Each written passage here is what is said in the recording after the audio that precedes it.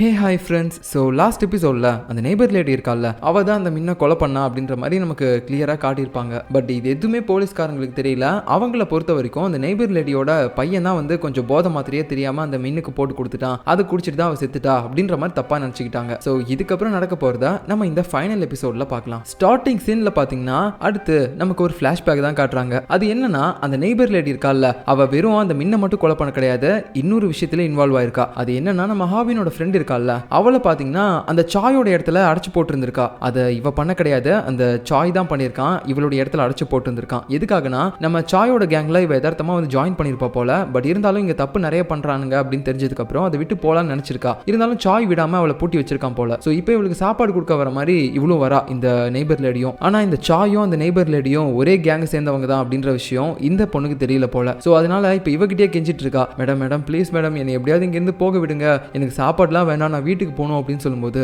இவ்வளோ அதெல்லாம் கேட்டுட்டு ஒரு மாதிரி எகத்தாளமாக தான் மூஞ்ச வச்சுட்டு இருப்பா. அதெல்லாம் முடியாது அப்படின்ற மாதிரி. பட் இருந்தாலும் அந்த பொண்ணு டக்குன்னு இவளுடைய மூஞ்ச பார்த்ததுக்கு அப்புறம், ஐயோ என்னால முடியாதுமா, நான் உன்னை வெளியே தப்பிக்க விட்டுட்டுனா அந்த சாய் என்னையும் என் பையனையும் கொன்றுவாமா, என்னால முடியாது அப்படின்னு சொல்லிட்டு ஏதோ பயந்து பேசுற மாதிரி பேசிட்டு அங்கிருந்து போயிடுறா. கதவை சாத்திட்டு வெளியே போனதுக்கு அப்புறம் மறுபடியும் அவளுடைய ஒரிஜினல் ஃபேஸை காட்டுறா. இப்படியே கொஞ்ச நாள் போகுது. நம்ம ஹாபினோட ஃப்ரெண்டு பாத்தீங்கன்னா இங்கேயே கடந்து வாடுறா. அவளால வெளியவும் போக முடியல, உள்ளேயும் இருக்கவே முடியல. என்ன பண்றது, என் அப்பாவை பார்க்கணும், என் ஃப்ரெண்டை போய் பார்க்கணும் அப்படின்னு சொல்லிட்டு ஒரு மாதிரி கதறிட்டு இருக்கா. இது எல்லாத்தையுமே பாத்தீங்கன்னா அந்த நெய்பர் லேடியோட பையனும் ஒரு இடத்துல இருந்து பாக்குறான் ஜன்னல் வழியா. இந்த சேம் டைம்ல பாத்தீங்கன்னா அந்த நெய்பர் லேடியும் அந்த சாயும் அடுத்து இந்த பொண்ணை வச்சு நம்ம என்ன பண்றது, அவன் நம்ம இடத்துல இருந்து வெளியே போயிட்டானா நம்ம கேங்க பத்தின விஷயம் எல்லாத்தையுமே போலீஸ் கிட்ட சொல்லவும் வாய்ப்பு இருக்கு, என்ன பண்றது, போட்டு தள்ளிடலாமா அப்படின்ற அளவுக்கு அவங்க பேசிட்டு இருக்காங்க. சரியா அந்த நேரத்துல அந்த நெய்பர் லேடியோட பையன் அவளை அடைச்சு வச்சிருந்த அந்த கதவை பாத்தீங்கன்னா ஓபன் பண்ணி விட்டுட்டான். சீக்கிரமா இங்கிருந்து போங்க, என் அம்மாவும் அந்த சாயும் பாத்துட்டாங்கன்னா உங்களை விட மாட்டாங்க அப்படின்ற மாதிரி சொல்லிடுறான். பாவம் இந்த பையனும் ஓரளவுக்கு நல்லவன் தான் போல, வேற வழி இல்லாம அவங்க கூட சேர்ந்து கெட்டவனா இருந்திருக்கான். சோ வெளியே போகும்போதே அந்த யூனு அங்க இருக்கக்கூடிய அவளுடைய போனையும் கையில் எடுத்துக்கிட்டு டக்குனு அங்கிருந்து வெளியே ஓடி போயிட்டா. அவளுடைய காலை பயங்கரமா அடிச்சிருப்பாங்க போல. பாவம் அவளால சரியா நடக்க கூட முடியல, ஒரு மாதிரி நொண்டி நொண்டி தான் போயிட்டு இருக்கா. ஒரு கட்டத்துக்கு மேல அந்த இடத்தை விட்டு தூரமா வந்துட்டு நம்ம ஹாபினுக்கு தான் கால் பண்ண ஆரம்பிக்கிறா. ஏன்னா இந்த நிலைமையில அவ அப்பாவையும் பார்க்க முடியாது, அது இல்லாம போலீஸ் கிட்டையும் போக முடியாது. ஏன்னா இவ்வளவு அந்த கேங்ல வேலை பார்த்திருக்கால, சோ அது தெரிஞ்சா நம்மளையும் ஜெயில போட்டுருவாங்க அப்படின்ற மாதிரி யோசிச்சுட்டு நம்ம ஹாபினுக்கு கால் பண்ணி ஹெல்ப் கேட்டிருக்கா. நான் உன்னை பார்க்கணும், நான் சொல்ற இடத்துக்கு வா அப்படின்னு சொல்லிட்டு ஒவ்வொரு இடத்துக்கும் வர சொல்றா நம்ம ஹாபினை. இப்போ இந்த ஃபிளாஷ்பேக் எல்லாமே நமக்கு காட்டி முடிச்சதுக்கு அப்புறம் பிரசன்ட்ல பாத்தீங்கன்னா நம்ம ஹாபினை அந்த லீ தான் விசாரிச்சிட்டு இருக்கா. இப்போ அந்த யூனி இறந்து போன கேஸை பத்தி தான் கேட்கறாங்க. இந்த மாதிரி லாஸ்டா நீ யூனை எப்ப பார்த்த? மேடம் அவ சாக போறதுக்கு முன்னாடி வரைக்கும் என்ன கொஞ்ச நாளா பார்க்கவே இல்லை, என்னாச்சுன்னு தெரியல, அவ என்ன ஃபுல்லா அவாய்ட் பண்ண ஆரம்பிச்சா. நான் அந்த டைம்ல அவளுக்கு விடாம கால் பண்ணிட்டே கூட இருந்தேன், ஆனா அவ தான் அதை அட்டன் பண்ணவே இல்லை. அப்புறம் திடீர்னு அவ ஒரு நாள் எங்கிருந்தோ எனக்கு கால் பண்ணா, ஒரு இடத்துக்கு வரவும் சொன்னா. ஆனா நான் அங்க போய் பார்த்தேன், அங்க அவ வரவே இல்லை. அதுக்கப்புறம் அவ இறந்து போன செய்தியை தான் கேட்டேன் அப்படின்னு சொல்லும்போது, ஓஹோ அப்படின்னா நீ அவளை கொலை பண்ண கிடையாது, உனக்கு அவ மேல எந்த வித கோவமும் இல்லை, அவளை கொலை பண்றதுக்கு ஏதாவது ஒரு மோட்டிவ் உனக்கு இருந்திருக்குமே, நீ தானே கொலைகாரி அப்படின்ற மாதிரி மறுபடியும் பாத்தீங்கன்னா நம்ம ஹாபின் தான் இதை பண்ணிருப்பா அப்படின்ற மாதிரியே பேசிட்டு இருக்காங்க. சோ இதெல்லாம் கேட்டு நம்ம ஹாபினோ, இங்க பாருங்க மேடம், அவ என்னோட பெஸ்ட் ஃப்ரெண்ட், நான் உங்ககிட்ட எத்தனை டைம் தான் சொல்றது, அவளை நான் கொலை பண்றதுக்கு என்ன ரீசன் இருக்கு எனக்கு, நானும் அவளை யார் கொலை பண்ணாங்கன்னு சொல்லி உங்களை மாதிரி இப்போ வரைக்கும் கண்டுபிடிக்க ட்ரை பண்ணிட்டு தான் இருக்கேன். இந்த மாதிரி கதெல்லாம் விடாத, நீ சின்ன வயசுலயே உன்னோட தம்பியையும் கொண்டதான் எல்லாருமே சொல்லிட்டு இருக்காங்க. அதே மாதிரி கோவத்துல அந்த பொண்ணு யூனையும் கொலை பண்ணியிருந்திருப்ப, உங்ககிட்ட சரியா பேசல அப்படின்ட்டு. இந்த விஷயத்த உன்னோட அம்மாவும் பார்த்து எப்படியாவது தன்னோட பொண்ணை காப்பாற்றணும்னு சொல்லி அவங்க காட்டுல போய் புதைச்சிட்டு இருந்திருக்காங்க. அதை அந்த சாயும் பார்த்து வீடியோ எடுத்து வச்சுட்டு இருந்திருக்கான். அதுக்கப்புறமேட்டு அதை வச்சு அவனோட அம்மாவும் மிரட்டிட்டு இருந்திருக்கான். அதை வச்சு நிறைய பணமும் வாங்கியிருக்கான் போல. சோ கடைசியில ஒரு கடத்துக்கு மேல பிரஷர் தாங்க முடியாம அவன் அம்மாவே தற்கொலை பண்ணிக்கிட்டாங்க. இதுதான் நடந்திருக்கு அப்படின்ற மாதிரி ஏதோ கூட இருந்து பார்த்த மாதிரி எல்லாத்தையுமே பேசிட்டு இருக்கா. பட் நம்ம ஹாபின் அது எதையுமே ஒத்துக்கிற மாதிரி தெரியல. இல்ல நீங்க சொல்ற எதையுமே நல்லா ஒத்துக்க முடியாது, இது எல்லாமே உங்களோட கற்பனை மட்டும்தான், நான் கொலை பண்ணல அப்படின்ற மாதிரி சொல்லிட்டே இருக்கும்போது இந்த நேரத்துல ஒரு பக்கம் போலீஸ் டீமை காட்டுறாங்க. சோ இவங்க ஃபர்ஸ்ட் அந்த யூனோட டெட் பாடியை எங்க இருந்து எடுத்துட்டு போயிருப்பாங்க அப்படின்னு சொல்லி ட்ராக் பண்ண ஆரம்பிக்கிறாங்க. அப்போ அந்த இடத்துக்கு பக்கத்திலே பாத்தீங்கன்னா அவளை புதைச்ச இடத்துக்கு பக்கத்திலே ஒரு குடோன் மாதிரி ஒரு இடம் இருக்கும். சோ அந்த இடத்துல இருக்கக்கூடிய சில கடைகள்ல சிசிடிவி ஃபுட்டேஜ் எல்லாம் இருக்கும், அதை வந்து வாங்கலாம் அப்படின்னு சொல்லி பாக்குறாங்க. அதாவது அந்த யூன் இறந்து போனால அந்த நேரத்துல ரெக்கார்டான சிசிடிவி ஃபுட்டேஜ் தான் கேக்குறாங்க. பட் அந்த கடையில இருக்கவங்க என்ன சொல்றாங்கன்னா, இது எல்லாத்தையுமே இதுக்கு முன்னாடி ஒரு லேடி வந்து வாங்கிட்டு போயிட்டாங்க, இப்போ எங்க கிட்ட ஒரிஜினல் ஃபுட்டேஜ் இல்ல அப்படின்னு சொல்லும்போது இப்போ போலீஸ்காரங்க எல்லாருக்குமே தெரிஞ்சிருச்சு அதை வந்து நம்ம ஹாபினோட அம்மா தான் பண்ணிருக்காங்க அப்படின்னு சொல்லிட்டு. சோ அதை அவங்க எதுக்காக பண்ணிருக்கணும், அவங்களுடைய பொண்ணை காப்பாத்துறதுக்காக தான் பண்ணிருக்கணும். சோ அவ தான் கண்டிப்பா கொலைகாரியா இருப்பா அப்படின்ற மாதிரி போலீஸ்காரங்களும் பாத்தீங்கன்னா விசாரிச்சு அவங்களோட முடிவுகளை சொல்றாங்க. இதெல்லாம் கேட்டுட்டு காங்குக்கு என்ன பண்றதுனே தெரியல. சார் தேவையில்லாம இந்த கேஸை இதுக்கு மேல இழுக்க வேணாம், உங்க பொண்ணை உண்மையை ஒத்துக்க சொல்லுங்க, எல்லா சாட்சியங்களும் ஆதாரங்களும் அவளுக்கு எதிராக தான் இருக்குது, தயவு செஞ்சு ஒத்துக்க சொல்லுங்க அப்படின்ற மாதிரி கேட்கிறாரு. நம்ம ஹீரோவும் பாத்தீங்கன்னா உள்ள போயிட்டு பேச ஆரம்பிக்கிறாரு. இங்க இருக்கிற ஆளுங்கள்ல இருந்து எவிடன்ஸ் வரைக்கும் எல்லாமே உனக்கு எதிராக தான் இருக்கு, ஆனா நீ எதை பத்தியும் கவலைப்படாத, அப்பா நான் இருக்கேன், எனக்கு உன்னை பத்தி நல்லா தெரியும், கண்டிப்பா நீ இந்த கொலையை பண்ணிருக்க மாட்டேன் அப்படின்ற மாதிரி பேசுறாரு. சோ அவதான் கொலை பண்ணான்னு சொல்லி ஒத்துக்க சொல்லி பேச வைப்பாருன்னு பார்த்தா இவரு அதெல்லாம் ஒத்துக்காத, நான் பாத்துக்கிறேன் அப்படின்ற மாதிரி சொல்லிட்டு வராரு. அப்ப இந்த டைம்ல பாத்தீங்கன்னா நம்ம லீயும் சொல்றா, சார் எனக்கு ஒரு விஷயம் புரியவே இல்லை, எல்லாமே உங்க பொண்ணுக்கு எதிராக இருக்கு, ஆனா நீங்க எந்த நம்பிக்கையில உங்க பொண்ணு அந்த கொலையை பண்ணிருக்க மாட்டான்னு நினைக்கிறீங்க? ஏன்னா நான் இதுக்கு முன்னாடியும் அவளை பத்தி தப்பா நினைச்சிட்டேன், அதே மாதிரி மறுபடியும் நினைக்க மாட்டேன் அப்படின்ற மாதிரி சொல்றாரு. அதாவது சின்ன வயசுல பாத்தீங்கன்னா நம்ம ஹாபின்னு அவளுடைய தம்பியவே கொன்னுட்டா அப்படின்ற மாதிரி நினைச்சிருப்பாருல, அதை பத்தி கூட விசாரிச்சிருப்பாரு. ஸோ அப்பயே வந்து பாத்தீங்கன்னா அவர் தப்பா தான் நினைச்சிருக்காரு. ஆக்சுவலா நம்ம ஹாபின் வந்து அவளுடைய தம்பியை கொல்ல கிடையாது, அவனை தான் விழுந்து செத்துருக்கான் போல. ஸோ அதே மாதிரி மறுபடியும் என் பொண்ணு மேல இந்த மாதிரி தேவையில்லாத ஒரு கொலைப்பழியை சுமத்த மாட்டேன் அப்படின்ற மாதிரி சொல்லிட்டு தான் போறாரு. இப்போ அடுத்த சீனில் மறுபடியும் விசாரணைக்காக அந்த நெய்பர் லேடி அதுக்கப்புறம் அவளுடைய பையனை கூப்பிட்டு வராங்க. ஸோ அந்த டைமில் அந்த நெய்பர் லேடி ஒரு மாதிரி பாசமாக பேசுகிற மாதிரி நம்ம கூ கிட்ட, இந்த ஸ்டேஷனில் மற்ற யாருமே எனக்கு ஹெல்ப் பண்ண கிடையாது, என் பையன்கிட்ட அடிக்கடி பேசுறதுக்கலாம் நீங்கள் மட்டும் தான் ஹெல்ப் பண்ணீங்க, ஸோ அதுக்காக நான் உங்களுக்கு கடமைப்பட்டிருக்கேன், எப்பயாவது சாப்பிடணும்னு தோணுச்சுன்னா எங்கள் வீட்டுக்கு வாங்க அப்படின்ற மாதிரி சொல்லிட்டு அவள் பேசிட்டு இருக்கும்போது திடீர்னு அவளுக்கு கால் வருது. சரி ஓகேன்னு சொல்லிட்டு அங்கேருந்து போகிறாளா. அந்த நேரத்தில் அந்த பையன் இருக்கான் பார்த்தீங்களா, நெய்பர் லேடியோட பையன், அவன் அப்படியே நம்ம கூ கிட்ட, அங்கிள் அங்கிள் எங்கள் அம்மா கூப்பிட்டாங்கன்னு சொல்லி நீங்கள் வீட்டுக்குலாம் வராதிங்க, அவங்க எது சமைச்சு கொடுத்தாலும் சாப்பிடாதீங்க அப்படின்ற மாதிரி பதட்டத்தில் பேசுறான். ஏன்னா அவனுக்கு தெரியும் நம்மளுடைய அம்மா வந்து ஏதாவது சமைச்சு கொடுத்தாங்கன்னா அதுல ஏதாவது ஒன்று கலந்துருவாங்க அப்படின்ற மாதிரி. ஏன்னா அதுக்கு முன்னாடி அந்த மின் இறந்து போனதை இவன் லைவா பார்த்தான்ல, அவ அம்மா சமைச்சு கொடுத்ததை சாப்பிட்டு தான் அந்த மின் ஒரு மாதிரி இழுத்துக்கிட்டு இருந்திருப்பா, அதுக்கப்புறம் தான் தலைவாணியை வச்சு அழுத்தி சாவடிச்சிருப்பா. ஸோ அந்த மாதிரி இவரையும் பண்ணிடுவாங்களோ அப்படின்ற மாதிரி நினச்சி தான் இவன் பேசுறான். ஏன்னா இவனுக்கு நம்ம கூவை பிடிச்சிருக்கு, அவன் ரொம்பவே அன்பா நடந்துக்கிறான், ஸோ இவரை வந்து கண்டிப்பா சாகடிக்க கூடாதுன்னு நினச்சி தான் அப்படி பேசுறான். ஆனா நம்ம கூவுக்கு ஒண்ணுமே புரியல, என்னடா இது சாப்பிட தானே கூப்பிட்டாங்க, அதுக்கு ஏன் இந்த பையன் இப்படி பதறிட்டு பேசுறான் என்கிட்ட அப்படின்ற மாதிரி யோசிக்கிறான். அப்புறம் இவனே தான் போய் விசாரிக்கிறான் அவங்க ரெண்டு பேரையும். ஃபர்ஸ்ட் அந்த சின்ன பையனை தான் விசாரிக்க ஆரம்பிக்கிறான். சரி தம்பி, நீ அந்த பொண்ணுக்கு ஏதோ மருந்தெல்லாம் கலந்து கொடுத்தேன்னு சொன்னல, அதை கலந்து கொடுத்ததுல இருந்து எவ்வளவு நேரம் கழிச்சு அந்த பொண்ணு இறந்து போனா அப்படின்ற மாதிரி அவன் கேட்கும்போது உடனே இவனும் அதுவா அங்கிள் அப்படின்ற மாதிரி யோசிச்சுக்கிட்டு அவனுடைய அம்மாவை பார்க்கறான். உடனே அவளும் அதுவா எப்படியும் அந்த மருந்து அதிகமா இருந்திருக்கும், ஸோ உடனே ஒரு 1 hourலயே அவன் மயக்கம் போட்டு விழுந்துட்டா அப்படின்னு சொல்றா. அப்படின்னு சொல்லும்போது ஆமா அங்கிள் 1 hourல விழுந்துட்டாங்க. ஓ அப்படியா, சரி ஓகே, நீ இதை உன் அம்மா கிட்ட எப்ப சொன்ன அப்படின்ற மாதிரி கேட்டு பார்க்கும்போது அதுவா அப்படின்னு சொல்லிட்டு மறுபடியும் அவனுடைய அம்மா தான் பார்க்கறான். அவளும் உடனே அதான்டா வேலையை முடிச்சுட்டு நான் வீட்டுக்கு வரும்போது சொன்னேன்னு சொல்றா அப்படின்ற மாதிரி மறுபடியும் பார்த்தீங்கன்னா அவ தான் ஆன்சர் பண்றா. ரைட்டு, இது சரிப்பட்டு வராது, எல்லாத்தையுமே இவ சொல்லி கொடுத்து அவன் சொல்ற மாதிரி இருக்குது, அதுவும் இல்லாம இவனா எதுவுமே யோசிச்சு சொல்லவே மாட்டானே அப்படின்ற மாதிரி யோசிச்சு இவன் டக்குன்னு பார்த்தீங்கன்னா வெளியில போறான். வெளியே போயிட்டு நம்ம லீ கிட்ட சொல்ல ஆரம்பிக்கிறான், எனக்கு என்னமோ இந்த நெய்பர் லேடி மேல சந்தேகமா இருக்கு, அவன் பையன் கிட்ட நான் ஏதாவது ஒரு கேள்வி கேட்டா எல்லாத்துக்குமே அவளே தான் ஆன்சர் பண்றா, அவ பையன் கம்மனே தான் இருக்கான், ஒருவேளை அவ தான் மிரட்டி இந்த மாதிரிலாம் சொல்லியிருப்பாளா, அப்படி மட்டும் இருந்துச்சுன்னா அந்த மின்னை இவன் கொலை பண்ணணும்னு சொன்னது எல்லாமே போய் அந்த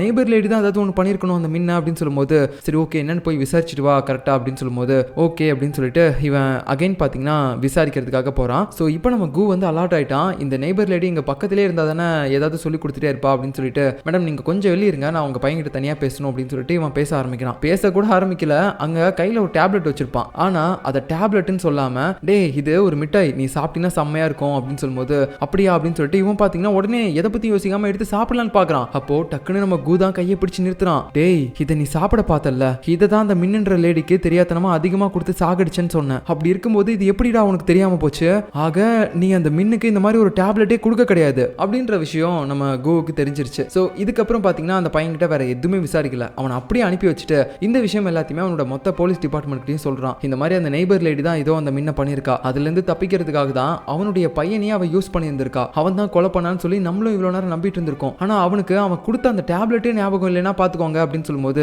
இவங்களுக்கும் பயங்கரமான ஒரு சந்தேகம் ஏற்படுது. அப்படின்னா நம்ம ஃபர்ஸ்ட் அந்த நெய்பர் லேடிக்கு எதிராக இருக்கக்கூடிய எவிடன்ஸை கலெக்ட் பண்ணணும், அவ தான் கொலைகாரின்னு சொல்லி நிரூபிக்கிறதுக்கு நம்ம கிட்ட எந்த ப்ரூஃப்மே கிடையாது அப்படின்னு சொல்லிட்டு இருக்காங்க. அந்த டைம்ல நம்ம ஹீரோவும் சொல்றாரு, நான் என் பொண்ணுக்கு சாதகமா பேசுறேன்னு மட்டும் நினைக்காதீங்க, ஆனா நிஜமாவே இந்த கேஸ்க்கும் என் பொண்ணுக்கும் சம்மந்தம் கிடையாது, உண்மையான கொலைகாரன் வேற யாராவது ஒருத்தங்கள தான் இருக்கணும், அதை நம்ம விசாரிச்சு தான் தெரிஞ்சுக்கணும், ப்ளீஸ் என்ன நம்புங்க, நான் இவ்வளவு நாளா உங்களை ஏமாத்தணும்னு நினைச்சு எதுவுமே பண்ண கிடையாது, உண்மை தெரிஞ்சதுக்கு அப்புறம் அதை உங்ககிட்ட சொல்லலாம்னு தான் நினைச்சேன் அப்படின்ற மாதிரி அவனும் மன்னிப்பு கேட்கிறான். இவ்வளவு நாளா நான் இந்த மாதிரி போய் சொல்லிட்டு இருந்ததுக்கு மன்னிச்சுக்கங்க அப்படின்னு சொல்லிட்டு அதுக்கப்புறம் நம்ம ஹீரோ வீட்டுக்கு வந்துட்டு அவருடைய பொண்ணுகிட்ட பேச ஆரம்பிக்கிறாரு. தயவு செஞ்சு சில விஷயங்களை என்கிட்ட இப்போ கொஞ்சம் ஓப்பனா ஷேர் பண்றியா, உன்னோட அம்மா இறந்து போனப்போ நீ மட்டும் தான் இங்க இருந்த, சோ அந்த யூனுக்கு என்னாச்சு அப்படின்ற விஷயமும் அம்மாவுக்கு மட்டும் தான் தெரியும், ஏன்னா அவ தான் புதைச்சிருக்கா, சோ அதனால அவ தற்கொலை பண்ணிக்கிறதுக்கு முன்னாடி நம்ம கிட்ட ஏதாவது ஒரு ஹிண்ட் கொடுக்கணும்னு நினைச்சு கூட ஏதாவது விட்டுட்டு போயிருக்கலாம், சோ தயவு செஞ்சு சொல்லு, உன் அம்மா சாக போறதுக்கு முன்னாடி ஏதாவது அவளுடைய இடத்துல டிஃப்ரெண்டா வேற ஏதாவது பாத்தியா, ஏன்னா நீ தான் அன்னைக்கு இங்க இருந்த அப்படின்னு சொல்லும்போது அவளும் யோசிச்சு பாக்குறா. எனக்கு எதுவும் ஞாபகம் இல்லப்பா அப்படின்ற மாதிரி சொல்லிட்டே இருக்கும்போது அப்பதான் அவளுக்கு ஒன்று தோணுது. அப்பா அம்மா வந்து ஒரு லெட்டர் வச்சிருந்தாங்க, ஆனா அது பார்க்க லெட்டர் மாதிரி கூட இல்லை, ஏதோ கவர் மாதிரி இருந்துச்சுன்னு சொல்லிட்டு நான் தான் அதை எடுத்து வச்சிருந்தேன் அப்படின்னு சொல்லும்போது, சரி இப்போ அது எங்க இருக்கு அப்படின்னு கேட்க, அது அம்மாவோட நினைவு இடத்துல இருக்கு அப்படின்னு சொல்லும்போது, சரி ஓகேவா போலான்னு சொல்லிட்டு 2 பேரும் அங்க போறாங்க. அங்க அந்த லெட்டரும் இருக்கு. அதை பிரிச்சு பார்த்து 2 பேரும் படிக்க ஆரம்பிக்கிறாங்க. இவங்க படிக்க நமக்கு அந்த பிளாஷ்பேக்கையும் கண்டினியூவா காட்ட ஆரம்பிக்கிறாங்க. ஆக்சுவலா நம்ம ஹாபினோட அம்மா இருக்காங்கல்ல, அவங்க நம்மளுடைய பொண்ணு ஹாபின் ரொம்பவே தனிமையா இருக்கா, அவளுக்கு கிடைச்ச ஒரே ஒரு ஃப்ரெண்டும் அவ ஒரு கொலைகாரின்னு நினைச்சு அவளை விட்டுட்டு போயிட்டாலே, இப்போ நம்ம என்ன பண்றது அப்படின்னு சொல்லி யோசிச்சுட்டு ரொம்ப பாத்தீங்கன்னா சேடா இருந்திருப்பாங்க. ஏன்னா இதுக்கு முன்னாடி நம்ம இன்னொரு பிளாஷ்பேக்ல பார்த்திருப்போம். அந்த யூனை நம்ம ஹாபினோட அம்மா மீட் பண்ணிருப்பாங்க. ஏன் நீங்க 2 பேரும் ஒண்ணா இருக்க மாட்டீங்க அப்படின்ற மாதிரிலாம் கேட்கும்போது, அவ ஒரு கொலைகாரின்ற விஷயம் எனக்கு இப்பதான் தெரிய வந்துச்சுமா, அதான் நான் பழகல அப்படின்ற மாதிரி அந்த யூன் கூட சொல்லியிருப்பாள்ல. ஸோ அதை பத்தியே அவங்க ரொம்ப நாளா யோசிச்சுட்டே இருந்திருப்பாங்க. அப்போ ஒரு நாள் நைட்டு பாத்தீங்கன்னா நம்ம ஹாபின் எங்கேயோ வெளியே போற மாதிரி தெரிஞ்சிருக்கும். உடனே இவங்களும் ஃபாலோ பண்ணிட்டு போக ஆரம்பிச்சிருக்காங்க நம்ம ஹாபினோட அம்மா. ஆக்சுவலா அன்னைக்கு நைட்டு நம்ம ஹாபின் எங்க போயிட்டு இருந்திருப்பான்னு பாத்தீங்கன்னா, நம்ம யூன் இருக்கால, அவ அந்த சாயோட இடத்துல இருந்து தப்பிச்சு வெளியே வந்து இந்த மாதிரி நான் சொல்ற இடத்துக்கு உடனே வா அப்படின்ற மாதிரி கூப்பிட்டுருப்பாள்ல, அதுக்காக தான் அந்த யூன் இருக்கக்கூடிய இடத்துக்கு நம்ம ஹாபின் போயிட்டு இருந்திருப்பா. அப்போ இந்த நேரத்தில் எதுக்காக அவளுடைய அம்மாவே அவளை ஃபாலோ பண்ணிட்டு போறாங்கன்னு கேட்டிங்கன்னா, அவங்களுக்கு ஒரு மாதிரி பயமா இருக்கு. ஏன்னா கோவத்தில் நம்ம பொண்ணு சின்ன வயசுல நம்ம பையனை கொண்ட மாதிரி இவளையும் ஏதாவது கொன்றுவாளோ அப்படின்ற மாதிரி ஒரு பதற்றத்தில் தான் போயிட்டு இருந்திருப்பாங்க. ஒரு கட்டத்துக்கு மேல அவ ஒரு குடோன் வழியா போற மாதிரி தெரிஞ்சிருக்கும். சரி ஓகேன்னு சொல்லிட்டு இவங்க காரை விட்டு கீழே இறங்கி நடந்து போயிருப்பாங்க. அப்போ நம்ம யூனுக்கு கால் பண்ணலாம்னு சொல்லி பார்க்கும்போது போன் ஏதோ பக்கத்துல இருந்து அடிக்கிற மாதிரி இருந்திருக்கும். அப்போ பார்த்தா அங்கதான் நம்ம யூனு வந்து செத்து போய் கடந்திருப்பா. அதை பார்த்தோன்னே அவங்களுக்கு மனசே கேட்கல, ஐயோ நம்ம பொண்ணு இவளை கொண்டுட்டா போலையே அப்படின்ற மாதிரி அப்பதான் அவங்க நினைக்க ஆரம்பிச்சிருக்காங்க. ஏன்னா நம்ம ஹாபினும் அந்த வழியா தான் போயிருப்பா. ஆனா அங்க வந்து அந்த யூனை அவ மீட் பண்ணலாம் கிடையாது. கடைசி வரைக்கும் இருந்து பார்த்துட்டு அப்படியே போயிருப்பா. ஆனா யூனை இப்படி யார் கொலை பண்ணாங்க அப்படின்னு சொல்லிட்டு நமக்கு தெரியவே இல்லை. ஆனா இவ இப்படி இருக்கிற நிலைமையை பார்த்து ஹாபினோட அம்மா என்ன நினைச்சுக்கிறாங்கன்னா, நம்மளுடைய பொண்ணு தான் இப்படி கொண்டுட்டா அப்படின்ற மாதிரி யோசிச்சுட்டு அந்த தடயத்தை மறைக்கணும் அப்படின்றதுக்காக டெட் பாடியை அப்படியே டிக்கில தூக்கி போட்டு அவங்க கொண்டு போய் புதைச்சிருந்திருக்காங்க. அதுக்கப்புறம் ஒரு மாதிரி பதற்றத்தோடய கார்ல உட்காந்துக்கிட்டு இருக்கும்போது அந்த டைம்ல தான் பாத்தீங்கன்னா அந்த சாய் வந்து வீடியோலாம் எடுத்து வச்சிருந்திருப்பான் போல அவங்க புதைக்கிறத. அதை வந்து அனுப்பி ஒரு மாதிரி பிளாக்மெயில் பண்ணியிருப்பான். உன் பொண்ணை வந்து மாட்டக்கூடாதுன்னா நீ வந்து எனக்கு பணம் கொடுக்கணும் அப்படின்னு சொல்லும்போது அவங்களும் கொஞ்ச நாளைக்கு பணம் கொடுத்துட்டே இருந்திருப்பாங்க. அந்த நேரத்தில் பார்த்தீங்கன்னா நடுவில் இவங்க அந்த ஏரியாவில் இருக்கக்கூடிய சில சிசிடிவி கேமராஸ் எல்லாம் வாட்ச் பண்ணிட்டே வந்திருப்பாங்க. அந்த டைம்ல யாரோ ஒரு லேடியா அன்னைக்கு அந்த குடோன் வழியா போயிருக்காங்க. அன்னைக்கு அந்த யூன் செத்து போய் கடந்த இடத்துல. ஸோ நம்ம ஹாபின் அங்கே போறதுக்கு முன்னாடியே அந்த லேடி வந்துட்டு போயிருக்காங்க. அதை பார்த்ததுக்கு அப்புறம் அவங்களுக்கு தெரிஞ்சிருக்கு போல இந்த லேடி தான் கொண்டிருக்காங்க அப்படின்னு சொல்லிட்டு அந்த லேடியோட அட்ரஸ்க்கும் போயிருக்கா. அது வேற யாரும் கிடையாது, அதுதான் அந்த நெய்பர் லேடி. ஸோ இவ அன்னைக்கு அந்த யூன் இறந்து போறதுக்கு முன்னாடி அந்த குடோனுக்கு இவ்வளவு வந்துட்டு போயிருக்கா நம்ம ஹாபின் அங்க வரதுக்கு முன்னாடியே. ஸோ இவ தான் கண்டிப்பா அந்த யூனை கொலை பண்ணிருக்கணும் அப்படின்ற மாதிரி யோசிச்சுட்டு இப்போ வந்து கேட்டுட்டு இருக்காங்க. ஏய் நீ தானே அந்த யூனை கொலை பண்ண, உண்மையை சொல்லு, அந்த வழியா அன்னைக்கு நீ தான் போன, நான் எல்லா சிசிடிவி கேமராலையும் பார்த்தேன் அப்படின்னு சொல்லும்போது, என்ன உளறிட்டு இருக்க, நாளா எதுவுமே பண்ண கிடையாது, உன் பொண்ணு தான் அதை பண்ணா, அந்த வீடியோ எல்லாத்தையுமே எடுத்து வச்சிருக்கதே நான் தான் அப்படின்ற மாதிரி இவ உடனே இந்த இடத்துல பாத்தீங்கன்னா மாத்தி பேசிடுறா, எங்க நம்மளை கண்டுபிடிச்சிருவாளோ அப்படின்ற மாதிரி. ஸோ அதுக்கு மேலதான் அவங்க பயங்கரமா டிப்ரெஷனுக்கு போக ஆரம்பிச்சிருக்காங்க. அதாவது அவளுடைய பொண்ணு கொலை பண்ணல அப்படின்னு அவளுக்கு தெரியும், பட் இருந்தாலும் அந்த பிளாக்மெயில் பண்ணிட்டே இருந்ததுனால அவங்களால அதை தாங்க முடியாம ஒரு கட்டத்துக்கு மேல செத்து போயிருக்காங்க. ஸோ இதுதான் ஆக்சுவலா அந்த யூன் இறந்து போன கேஸ்ல நடந்த விஷயங்கள். இது எல்லாத்தையுமே பாத்தீங்கன்னா இப்போ இவங்க அந்த லெட்டர் மூலமா படிச்சு தெரிஞ்சுக்கிட்டாங்க. அப்படின்னா என் அம்மா இறந்து போனதுக்கும் என்னோட பெஸ்ட் ஃப்ரெண்ட் யூன் இறந்து போனதுக்கும் அந்த சாய் அப்புறம் நெய்பர் லேடி தானே காரணம். அந்த சாய் செத்துட்டான், ஆனா அந்த நெய்பர் லேடியை நான் விட மாட்டேன், அவளையும் சாகடிக்க போறேன் அப்படின்ற மாதிரி இவ கோவத்தோட பேசிட்டு போறா. அதை நம்ம ஹீரோவும் கேட்டுட்டு, ஐயோ இவ ஃபர்ஸ்ட் அந்த நெய்பர் லேடியை கண்டுபிடிக்கிறதுக்கு முன்னாடி நம்ம அவளை கண்டுபிடிச்சு போலீஸ்ல ஹேண்ட் ஓவர் பண்ணணும், இல்லைன்னா இவ கொலை பண்ணாலும் பண்ணிடுவா அப்படின்ற மாதிரி நம்ம ஹீரோ ஒரு மாதிரி யோசிச்சுட்டு இருக்காரு. இந்த சேம் டைம்ல போலீஸ்காரங்க இன்னொரு பக்கம் அந்த நெய்பர் லேடியை பத்தி விசாரிக்க ஆரம்பிக்கிறாங்க. ஸோ லாஸ்டா பாத்தீங்கன்னா அந்த சாயோட இடத்துக்கு அவ போயிட்டு பணத்தை எடுத்து கொண்டு வந்து ஒரு ஹோட்டல்ல வச்சிருந்திருப்பா. ஸோ இப்போ அந்த ஹோட்டல்ல போய் விசாரிக்க ஆரம்பிக்கிறாங்க. இந்த லேடி இங்க வந்துட்டு போனாங்களா அப்படின்ற மாதிரி கேட்கும்போது, ஆமா வந்துட்டு போனாங்க, போகும்போது இங்க ஒரு பேக்கை வச்சுட்டே போனாங்க, உள்ள யாரும் போகக்கூடாதுன்னு சொல்லிட்டு. அதுக்கப்புறம் அந்த பேக்கை மறுபடியும் வந்து அவங்க எடுத்துட்டு போயிட்டாங்க, அதுல என்ன இருந்துச்சுன்னா தெரியாது அப்படின்னு சொல்லிட்டாங்க. அதுக்கப்புறம் இதை பற்றி அந்த நெய்பர் லேடி கிட்ட மறுபடியும் கூப்பிட்டு விசாரிக்கிறாங்க. அன்னைக்கு நீங்கள் அந்த சாயோட சில பொருட்களை வந்து எங்ககிட்ட ஹேண்ட் ஓவர் பண்ணிட்டு போனீங்கல்ல, அதுக்கு முன்னாடி நீங்கள் அந்த ஹோட்டலுக்கு போயிட்டு ஏதோ சில பொருட்களை வச்சுட்டு போயிருக்கீங்க போல, அதை மறுபடியும் அந்த பேக்கை வந்து கூட எடுத்துகிட்டு போயிருக்கீங்கன்னு சொல்லிட்டு இருந்தாங்க. அதில் என்ன இருந்துச்சு அப்படின்னு கேட்கும்போது, சார் அதில் பணம் தான் இருந்துச்சு, ஸோ பணத்தை மட்டும் தான் எடுத்தேன், மற்றபடி நான் வேறு எதுவுமே பண்ணலை அப்படின்ற மாதிரி பார்த்தீங்கன்னா அவள் சொல்கிறா. இப்படி இவ விசாரிச்சுட்டு இருக்கும்போது அவளுடைய பையனை வேற பார்த்தீங்கன்னா ஆளை காணோன்னு சொல்கிறாங்க.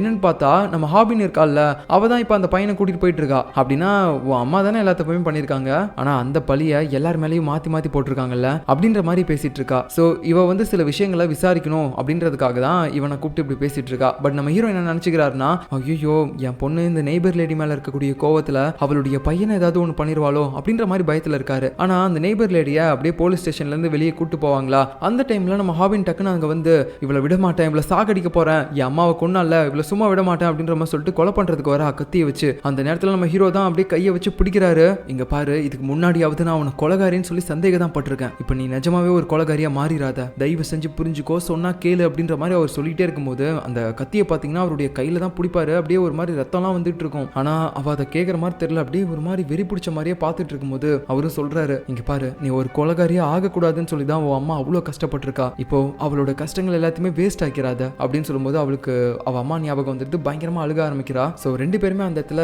கதறி அழுக ஆரம்பிக்கிறாங்க. இப்போ அடுத்த சீன்ல பாத்தீங்கன்னா அந்த நெய்பர் லேடியா மறுபடியும் கொண்டு போய் விசாரிக்க ஆரம்பிக்கிறாங்க. உண்மையை சொல்லுங்க, அந்த யூன் இறந்து போனப்போ நீங்க அங்க போலையா? எங்க கிட்ட இப்போ ஒரு எவிடன்ஸ் கிடைச்சிருக்கு. அந்த ஹாபினோட அம்மா நீங்க அங்க போனதை பார்த்துருக்கன்ற மாதிரி லெட்டர்ல எழுதி வச்சிருக்காங்க. உண்மையை சொல்லுங்க, நீங்க அங்க போனீங்களா இல்லையா அப்படின்னு கேட்கும்போது ஆமா சார் நான் போனேன் அப்படின்ற மாதிரி சொல்றா. இப்போ இந்த இடத்துல அன்னைக்கு அங்க என்ன நடந்துச்சு அப்படின்றத நமக்கு காட்டுறாங்க. ஸோ அந்த நெய்பர் லேடிக்கு தெரிஞ்சிருக்கு நம்ம ஹாபினை அந்த இடத்துக்கு யூன் வர சொல்லியிருக்கா, அவளை பார்த்து அவகிட்ட எல்லா விஷயத்தையுமே சொல்லணும்னு நினைக்கிறா அப்படின்றது இந்த நெய்பர் லேடிக்கு தெரிஞ்சிருக்கு. ஸோ நம்ம பண்ண விஷயத்தெல்லாம் இவ வெளியே சொல்லிட்டா நம்ம தானே மாட்டுவோம் அப்படின்ற மாதிரி யோசிச்சு உடனே போயிட்டு ஏமா என்ன இங்க இருக்க, வா வீட்டுக்கு போகலாம் சாப்பிடலாம் அப்படின்னு சொல்லிட்டு அந்த யூன் கிட்ட நல்ல விதமா பேசி அவளை அங்கிருந்து கூட்டு போலான்னு பாக்குறா. ஆனா அந்த யூன் வர மாதிரி இல்ல நீயும் அவனுடைய ஆள் தானே, அதனால தானே நீ அந்த இடத்துல இருந்து என்ன தப்பிக்கவே விடல, எனக்கு தெரியும் அப்படின்ற மாதிரி சொல்லிட்டு இருக்கும்போது சரிம்மா எதுவா இருந்தாலும் வீட்டுக்கு போய் பேசிக்கலாம் வா வா அப்படின்னு சொல்லி கூப்பிட்டுட்டே இருப்பா. ஆனா அவ உடனே பாத்தீங்கன்னா இங்க பாரு என் ஃப்ரெண்டு நம்பரு, நான் கால் பண்ணி அவளை வர சொல்லியிருக்கேன், நீ மட்டும் இப்போ இங்க இருந்து போலேன்னு வச்சுக்கோயா, மறுபடியும் உன்னை பத்தின விஷயத்தெல்லாம் சொல்லிடுவேன் அப்படின்னு சொல்லும்போது ஓகே நான் போறேன்னு சொல்லிட்டு போவா. அந்த நேரத்துல பாத்தீங்கன்னா அவ போமாட்டா, அங்க இருக்க ஒரு பைப் எடுத்து தலையிலே அடிச்சிருவா, இந்த யூனோட தலையிலேயே.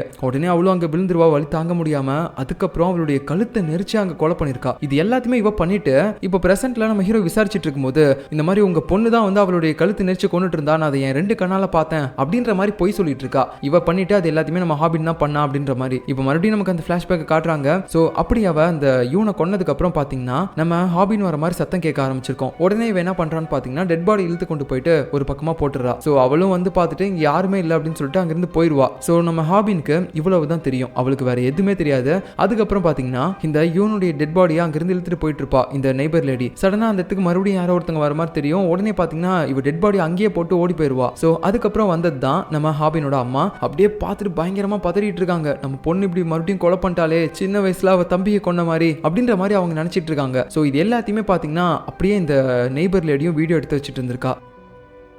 ஸோ அதுக்கப்புறம் நடந்தது எல்லாமே நமக்கு தெரியும். இவங்க அந்த பாடியை கொண்டு போய் புதைச்சிருப்பாங்க நம்ம ஹாபினோட அம்மா. ஸோ இப்படி இவங்க வந்து நம்மக்கிட்ட வசமாக மாட்டிக்கிட்டாங்க அப்படின்ற விஷயத்த இந்த நெய்பர் லேடியும் பார்த்தீங்கன்னா அந்த சாய்க்கு கால் பண்ணி சொல்லியிருப்பா போல. அதுக்கப்புறம் சாயும் அந்த இடத்துக்கு வந்து அப்படியே அவங்க புதைச்சிட்டு இருக்காது எல்லாத்தையுமே ரெக்கார்ட் பண்ணி உங்கள் பொண்ணு ஹாபின் கொலை பண்ணதை நீங்கள் மறைக்க ட்ரை பண்ணியிருக்கீங்கன்னு தெரியும். ஸோ இப்போ நாங்கள் கேட்குற காசை நீங்கள் கொடுக்கலைன்னா இந்த வீடியோ எல்லாத்தையுமே நாங்கள் வந்து போலீஸ்கிட்ட ஹேண்ட் ஓவர் பண்ணிடுவோம் அப்படின்ற மாதிரி மிரட்டி தான் காசு வாங்கியிருக்காங்க. இது எல்லாமே காட்டி முடிச்சதுக்கப்புறம் கூட பார்த்தீங்கன்னா ப்ரெசென்ட்ல மறுபடியும் இந்த நெய்பர் லேடி இல்லை நான் கொலை பண்ணலன்ற மாதிரியே தான் சொல்லிட்டு இருப்பா. அப்பதான் நம்ம ஹீரோ இன்னொரு ட்விஸ்ட் கொடுக்குறான். என்னன்னு பாத்தீங்கன்னா அவருடைய ஒய்ஃப் நிறைய சிசிடிவி கேமரா ஃபுட்டேஜ் எல்லாமே டெலீட் பண்ணிருப்பாங்க அப்படின்னு சொல்லியிருப்பாங்கல்ல. ஆக்சுவலா அவங்க டெலீட்லாம் பண்ண கிடையாது. அந்த வீடியோ ஃபுட்டேஜ் எல்லாத்தையுமே பாத்தீங்கன்னா அவங்க சேவ் பண்ணி தான் வச்சிருக்காங்க ஒரு ஹார்ட் டிரைவ்ல. ஸோ அந்த ஹார்ட் டிரைவ் இப்போ அவங்களுக்கு கிடைச்சிச்சு போல. ஏன்னா அந்த வீடியோ தான் நம்ம ஹாபினோட அம்மா பார்த்து கன்ஃபார்ம் பண்ணிருக்காங்க, நம்ம யூனை வந்து ஹாபின் கொலை பண்ண கிடையாது அப்படின்னு சொல்லிட்டு. ஏன்னா அன்னைக்கு ஹாபின் மட்டும் அந்த குடோன் இருக்கக்கூடிய இடத்துக்கு போக கிடையாது, அந்த நெய்பர் லேடியும் போயிருக்கா. அதுக்கப்புறம் இந்த விஷயம் எல்லாத்தையுமே நம்ம சாய் கிட்ட சொல்லி அவனையும் அந்த இடத்துக்கு வர வச்சிருப்பா. ஸோ அதனால அவனும் அந்த பக்கமா போயிருப்பான். ஸோ அதை பார்த்து தான் அந்த நெய்பர் லேடியை மிரட்டுறதுக்காக நம்ம ஹாபினோட அம்மாவும் போயிருப்பாங்க, நீ தானே கொலை பண்ண அப்படின்னு சொல்லிட்டு. இப்போ இந்த மாதிரி எல்லா ஃபுட்டேஜும் பார்த்தீங்கன்னா பக்காவா இருக்கு இந்த நெய்பர் லேடிக்கு எதிராக. இப்போ இவ தான் கொலை பண்ணிருக்கா அப்படின்றது இவங்களுக்கு கன்ஃபார்மா தெரிஞ்சிருச்சு. இருந்தாலும் அவ அதை ஒத்துக்காம பயங்கரமா அழுது போறதெல்லாம் சாதிச்சிட்டு இருக்கா. இந்த சேம் டைம்ல பாத்தீங்கன்னா இந்த பக்கம் அவளுடைய பையனையும் நம்ம கூதான் விசாரிச்சுட்டு இருப்பான். தம்பி முன்ன என்னை வந்து சாப்பிடக்கூடாதுன்னு சொன்னல, அது எதுக்குன்னு சொல்றியா அப்படின்னு சொல்லும்போது அவனும் பாத்தீங்கன்னா இப்படியும் மாட்டிக்கிட்டோம் அப்படின்னு சொல்லிட்டு எல்லாத்தையுமே சொல்ல ஆரம்பிக்கிறான். அங்கிள் இதுக்கு முன்னாடி அந்த லேடி இறந்து போனதை பத்தி நீங்க என்கிட்ட விசாரிச்சிங்கல்ல, ஏதோ மின்னு சொல்லிட்டு, அந்த லேடி இறந்து போனதுக்கு என் அம்மா தான் காரணம். அவங்க ஏதோ என் அம்மாவை வந்து மிரட்டிக்கிட்டு இருந்தாங்க. அந்த டைம்ல என் அம்மா ஏதோ சமைச்சு கொடுத்தாங்க அவங்களுக்கு. உடனே அதை சாப்பிட்டு முடிச்சதுக்கு அப்புறம் அவங்க கீழே விழுந்து இழுத்துக்கிட்டு கிடந்தாங்க. அப்பதான் என்னோட அம்மா அவங்கள தலைவாணியை வச்சு அழுத்தி சாகடிச்சிட்டாங்க. இந்த உண்மையெல்லாம் சொல்லக்கூடாதுன்னு சொல்லி என்னையும் மிரட்டினாங்க. அதனால தான் நான் இவ்வளவு நாளா அவங்க கிட்ட போய் சொல்லிட்டு இருந்தேன். என்னோட அம்மா இப்படி பண்ணது எதுவுமே எனக்கு பிடிக்கவே இல்லை. ஆனா அன்னைக்கு ஒரு நாள் உங்களையும் சாப்பிட்றதுக்கு கூப்பிட்டாங்கல்ல, அதனால உங்களையும் ஏதாவது ஒன்று பண்ணிடுவாங்களோன்னு நினைச்சுதான் நான் அந்த மாதிரி எங்க வீட்டுக்கு வராதிங்க, எதுவுமே சாப்பிடாதீங்கன்னு சொன்னேன் அப்படின்ற மாதிரி இந்த பயவுள்ளையும் பாத்தீங்கன்னா எல்லா உண்மையுமே சொல்லிட்டான். அவ்வளவுதான், எல்லா ட்விஸ்ட்டும் பாத்தீங்கன்னா இந்த இடத்துல முடிஞ்சிருச்சு. ஸோ உங்களுக்கு இப்போதைக்கு எந்த டவுட்டும் இருக்காதுன்னு நினைக்கிறேன். ஸ்டார்டிங்ல அந்த யூன் இறந்து போனதுக்கு காரணம் அந்த நெய்பர் லேடி தான். ஏன்னா அவளும் பாத்தீங்கன்னா அந்த சாய் கூட சேர்ந்து தான் வேலை பார்த்துட்டு இருக்கா. ஸோ இவ வெளியே போய் நம்மளை பத்தின உண்மையெல்லாம் சொல்லிடுவாளோ அப்படின்னு நினைச்சு தான் கொலை பண்ணிருக்கா. அதுக்கப்புறம் அந்த பழியை தூக்கி அப்படியே நம்ம ஹாபின் மேல போடுற மாதிரி போட்டு அதெல்லாம் வீடியோ எடுக்கிற மாதிரி எடுத்து வச்சு நம்ம ஹாபினோட அம்மாவை பிளாக்மெயில் பண்ணிட்டு இருந்திருக்காங்க. அதனால நம்ம ஹாபினோட அம்மாவும் தற்கொலை பண்ணிருக்காங்க. அதுக்கப்புறம் ரெண்டாவது அந்த மின்ன கொலை பண்ணதும் பாத்தீங்கன்னா இந்த நெய்பர் லேடி தான். எதுக்காகனா அவளை வந்து மிரட்டிருப்பா, எனக்கு எனக்கு பணம் கொடு அப்படின்னு சொல்லிட்டு. ஸோ அதுக்காக தான் அவளையும் கொண்டிருப்பா. அதுக்கப்புறம் இந்த உண்மையை பார்த்தீங்கன்னா அப்படியே அந்த பார்க் மேலே போட்டிருப்பா. அவன் போதையில் இருக்கிற நேரமாக பார்த்து அவன் பக்கத்தில் அந்த மின்னோட டெட் பாடியை போட்டு அப்படியே சும்மா கழுத்தில் ஒரு பெல்ட்டையும் சுற்றி விட்டு நீ தாண்டா போதையில் இருக்கும்போது அவளை கொன்னுட்ட அப்படின்ற மாதிரி அவனையும் நம்ப வச்சிருப்பான். நான் தான் கொன்னுட்டேன் போல அப்படின்ற மாதிரி. அதனால தான் அவனும் தான் கொன்னுட்டேன்னு நினச்சி அப்படி பேசிட்டு இருந்திருப்பான். கடைசியா அந்த சாயை கொண்டதும் அந்த நெய்பர் லேடி தான். ஏன்னா கடைசியா பார்த்தீங்கன்னா நம்ம ஹாபின் கிட்ட வந்து வசமா மாட்டிருப்பான் அவன். அந்த நேரத்தில் திடீர்னு நம்ம ஹாபின் வெளியே போன நேரமா பார்த்து இவ உடனே வந்து ஒரு கத்தியை வச்சு அவனை கொண்டுட்டு அங்கிருந்து ஓடிருப்பா. இதை வந்து நம்ம பார்க்கும் பார்த்திருப்பான். இருந்தாலும் அந்த பார்க் அதை பார்த்து என்ன நினைச்சிருப்பான், அவங்க கிட்ட இருந்து தப்பிக்கிறதுக்காக தான் இந்த மாதிரி அவனை கொண்டிருப்பா போல அப்படின்னு நினைச்சிட்டு அந்த பழியையுமே தூக்கி அவன் மேலேயே போட்டிருப்பான். நான் தான் கொன்னேன் அப்படின்னு சொல்லிட்டு. ஏன்னா அவன் வந்து அந்த நெய்பர் லேடியை விரும்புறான்ல, அதுக்காக தான் அந்த மாதிரி பண்ணியிருக்கான். ஆனா இப்போ அந்த சாயை கொன்னதும் இவ தான் அப்படின்ற விஷயம் நம்ம பார்க்கே ஒத்துக்கிட்டான் போல. ஏன்னா அவனுக்கு தெரிஞ்சிருச்சு அவ வந்து நம்மளை யூஸ் பண்ணிட்டு இருந்திருக்கான் அப்படின்னு சொல்லிட்டு. அதனால இப்போ வந்து அவன் மேல எந்த வித தப்பும் இல்லைன்னு சொல்லி அவனை ரிலீஸ் பண்ண போறாங்க. ஆனா அவனுடைய அப்பாவை விட மாட்டாங்க. ஏன்னா அவரு நம்மளோட பையன் பார்க்கு தான் அந்த மின்ன கொன்னுட்டான் அப்படின்னு சொல்லிட்டு அந்த பாடியை டிஸ்போஸ் பண்றதுக்காக அவர் என்னென்னலாம் பண்ணிருப்பாரு, நிறைய திட்டு வேலைலாம் பண்ணிருப்பார்ல. ஸோ அதுக்காக தான் அவர் பண்ண தப்புக்கு இப்போ அவரை கைது பண்றாங்க. அது மட்டும் இல்லாம இதுக்கு முன்னாடியே அவர் ஏதோ ஒரு கொலையை பண்ணிட்டு ஜெயிலுக்கு போயிருப்பார் போல. அந்த டைம்ல அவர் ஒரு சில லெட்டர்ஸ் எல்லாமே அவருடைய பையனுக்காக எழுதி வச்சிருந்திருப்பார் போல அனுப்புறதுக்கு. ஆனா அதை அனுப்பாமே விட்டுருப்பாரு. இப்போ அந்த லெட்டரை ஒரு போலீஸ் மூலமா நம்ம பார்க்கு கிட்ட கொடுக்க சொல்றாரு. ஸோ அந்த லெட்டர்ல இருக்கக்கூடிய எல்லாத்தையுமே பார்த்து நம்ம பார்க்க அழுக ஆரம்பிக்கிறான். ஏன்னா அதுல அவர் ரொம்பவே எமோஷனலா எழுதியிருக்காரு. நான் ஜெயிலுக்கு போனதுக்கு அப்புறம் உன்னை சரியா கண்டுக்கவே இல்லைல்ல, நீ தனியா தானே வளர்ந்த. ஸோ சின்ன வயசுல இருந்து ஒரு அப்பாவா நான் உனக்கு எதுவுமே பண்ணது கிடையாதுடா. அதனால தான் இப்பயாவது உன்னை காப்பாற்றணும், ஒரு அப்பாவா நான் உனக்கு ஏதாவது ஒன்று பண்ணணும்னு சொல்லி இந்த மாதிரிலாம் கிறுக்குத்தனமா பண்ணிட்டேன், என்னை மன்னிச்சிரு அப்படின்ற மாதிரி சொல்றாரு. இதெல்லாம் பார்த்து அவன் பயங்கரமா அழுக ஆரம்பிக்கிறான். அதுக்கப்புறம் காங் இருக்காருல, அவரும் பாத்தீங்கன்னா நம்ம ஹீரோ கிட்ட உண்மையாவே நீங்க ஒரு நல்ல வேலை பண்ணிருக்கீங்க, ஆனா இப்போ ரிசைன் பண்ணிட்டு போறதா கேள்விப்பட்டேன், ஏன் போறீங்க, இங்கே இருங்க அப்படின்னு சொல்லும்போது இல்ல சார் நான் இதுக்கு மேல என் பொண்ணு கூட கொஞ்சமாவது டைம் ஸ்பெண்ட் பண்ணணும்னு நினைக்கிறேன் அப்படின்னு சொல்லி அவரோட திங்ஸ் எல்லாம் பேக் பண்ணிட்டு இந்த போலீஸ் வேலையவே விட்டுட்டு கிளம்புறாரு. அங்க போய் பார்த்தா அவருடைய பொண்ணுக்கு வேற பர்த்டே போல இன்னைக்கு. ஸோ அதனால இப்போ ஒரு வாட்சை வேற கிஃப்ட் பண்றாரு. அதை பார்த்து அவளுக்கு ரொம்ப சந்தோஷம். ஸோ இந்த டிராமா ஆரம்பிச்சதுல இருந்து இப்பதான் ஃபர்ஸ்ட் டைம் இவங்க ரெண்டு பேரும் சிரிக்கிற மாதிரி ஒரு சீனியை நமக்கு காட்டுறாங்க. இது வரைக்கும் இவங்க சிரிச்சதே கிடையாது. ஸோ இப்படி இவங்க ரெண்டு பேரும் ஹாப்பியா இருக்கிற மாதிரி இந்த டிராமாவை கம்ப்ளீட்டா முடிக்கிறாங்க. ஸோ ஹோப் உங்களுக்கு இந்த டிராமா பிடிச்சிருக்குன்னு நம்புறேன். மறுபடியும் நான் உங்களை அடுத்த ஒரு நல்ல டிராமால பார்க்குறேன். பாய்.